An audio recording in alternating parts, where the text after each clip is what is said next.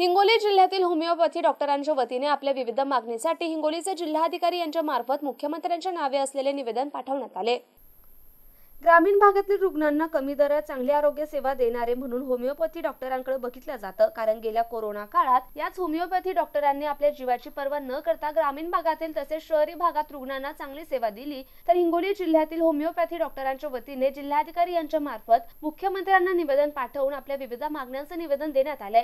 यावेळी जिल्ह्यातील मोठ्या संख्येने डॉक्टर उपस्थित होते। आवेश शेख, MCN न्यूज, हिंगोली। आम्ही गेल्या जवळपास आमचा जो लढा होता तर तो लढा जवळपास साधारण आम्ही 40 वर्षापासून हा लढा होता की आम्हाला एखादा ॲलोपॅथिक प्रॅक्टिस करण्यासाठी एखादा ब्रिज कोर्स मिळावा।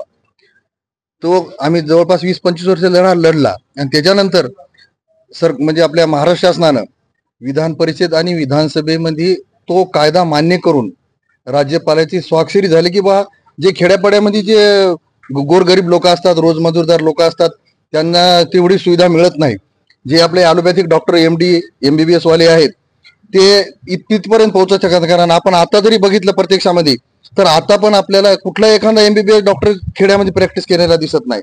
त्याच्यामुळे त्यांनी काहीतरी त्याच्यातून मार्ग काढावा की गोरगरिबाची खेड्यापाड्यातल्या प्रत्येक लोकांची सुविधा निर्माण व्हावी, यासाठी त्यांनी हा शासनाने एक ब्रिज कोर्स काढला होता। तो काढला आणि आम्ही पारित करायने असा नाही तो आम्ही होमिओपॅथिक कॉलेजला नाही, जिथं शासकीय वैद्यकीय महाविद्यालय आहेत अशा ठिकाणी आम्ही हा ब्रिज कोर्स 1 वर्षाचा परिपूर्ण केलाय। मी जवळपास 20 वर्ष अगोदर प्रॅक्टिस केली, त्याच्यानंतर माझं वय सुद्धा नव्हतं की तो कोर्स करायचा, पण मी 24 तास अभ्यास करून जेवढा काय अभ्यास मी माझ्या BHMS ला असताना केला नाही त्याच्यापेक्षा 10 पटीने अभ्यास करून मी तो कोर्स पास झालोय। आणि आज आम्ही त्या पूर्ण याच्या प्रवाहात येण्याच्या तयारीत असताना जे IMA वाले आहेत ते आम्हाला याबद्दल विरोध करतात।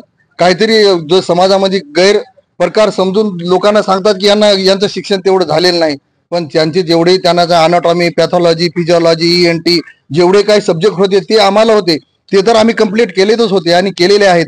आणि त्याच्या व्यतिरिक्त ब्रिज कोर्स आम्ही केलाय, शासनाने मान्यता दिलेली आहे। आम्हाला फक्त शासनाला एवढीच विनंती करायची आहे की आम्हाला MMC मध्ये सामील करावं।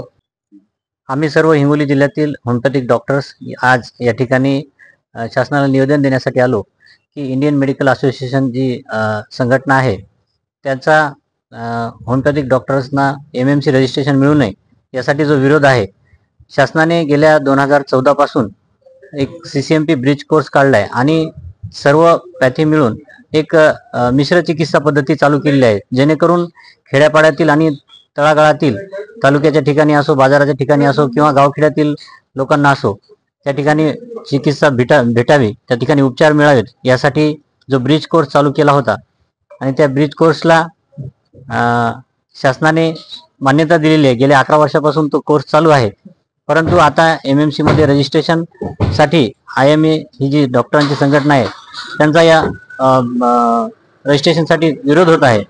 म्हणून त्यांच्या विरोधात आणि शासनाच्या बाजूने आम्ही आहोत हे सांगण्यासाठी आम्ही आज जिल्हाधिकारी साहेबांना भेटलो आणि त्यांना शासनाकडे निवेदन केलं की IMA संघटनेने याच्यासाठी विरोध केलेला आहे आणि उद्या त्यांचा स्ट्राईक सुद्धा आहे यांच्या संदर्भात। पण आम्ही ग्रामीण भागामध्ये जाऊन तळागाळातल्या लोकांना सेवा देतो। कोरोनामध्ये फार मोठा आमचा रोल होता, पण तरी या IMAच्या लोकांनी आम्हाला हा विरोध केलेला आहे आणि शासनाने आमची आणि या काळाची समाजाची गरज ओळखून आमच्यासाठी हा निर्णय घेतलेला आहे। आम्ही जो आज आपलं निवेदन जे दिलेलं आहे हे सरकारच्या विरोधात नसून सरकारच्या समर्थनार्थ आहे।